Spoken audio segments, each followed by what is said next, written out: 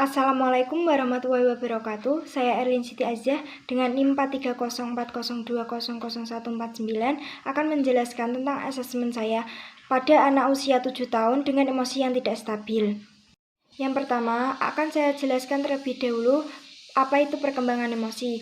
Perkembangan dapat diartikan sebagai perubahan yang sistematis dan progresif dan berkesinambungan yang ada dalam diri individu dari mulai lahir sampai akhir hayat. Dan emosi adalah perasaan atau afeksi yang timbul ketika seseorang sedang berada dalam suatu keadaan atau suatu interaksi yang dianggap penting baginya.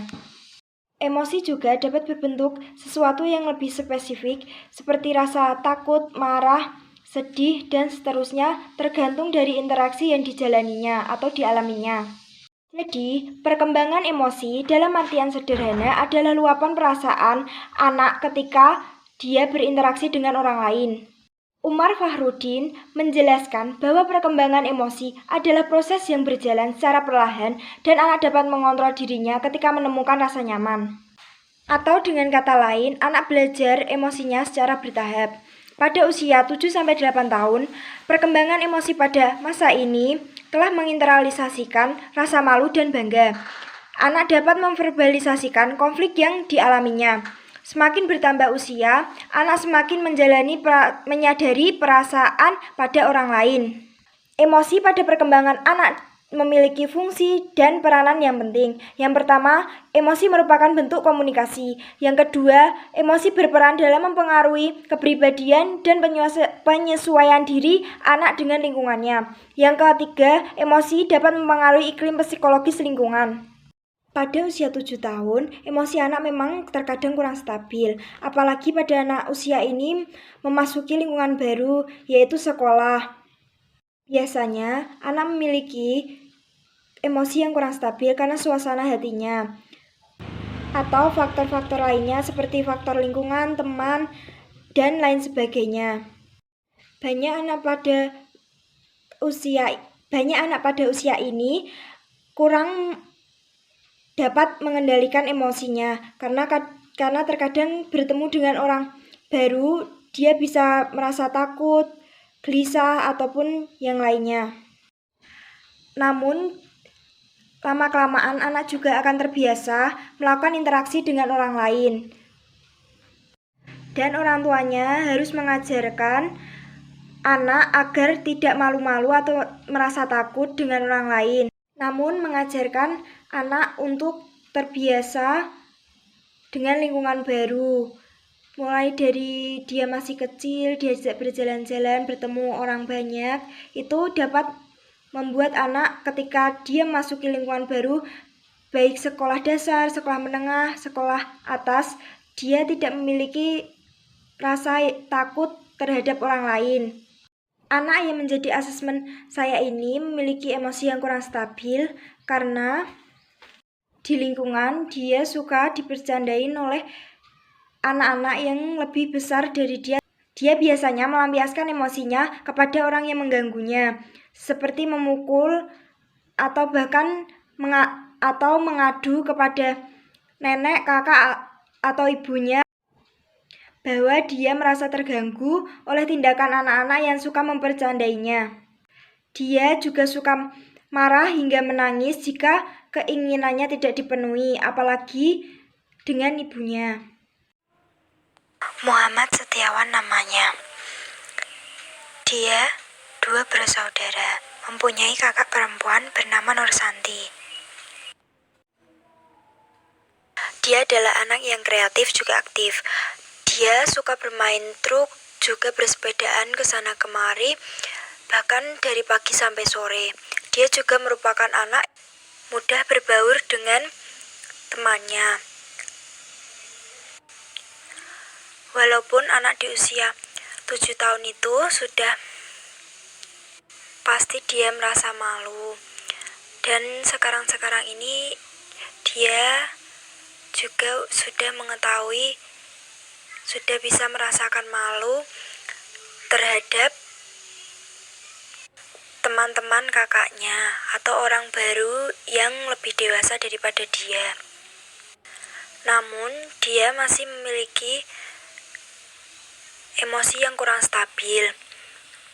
Jika dibecandain oleh teman-temannya, dia masih suka marah, ngambek, juga bisa kadang sampai menangis. Apalagi jika keinginannya tidak dituruti oleh ibunya, dia bisa sampai mengamuk. Dia juga merupakan anak yang ekspresif sekali. Dari emosi anak ini yang kurang stabil, itu membuat banyak teman-temannya terkadang tidak mau bermain dengan dia. Ya, dan ini foto ketika dia bermain dengan teman-temannya dan dia sedang bermain truk. Biasanya dia suka menempeli truk dengan kertas warna atau dikasih box dari kardus dan dibuat dan depannya ditali dengan tali lalu dipasangkan ke kayu dan mereka bersama-sama akan menariknya keliling-keliling atau jalan-jalan ke sana kemari dengan menarik truk yang mereka bawa itu masing-masing.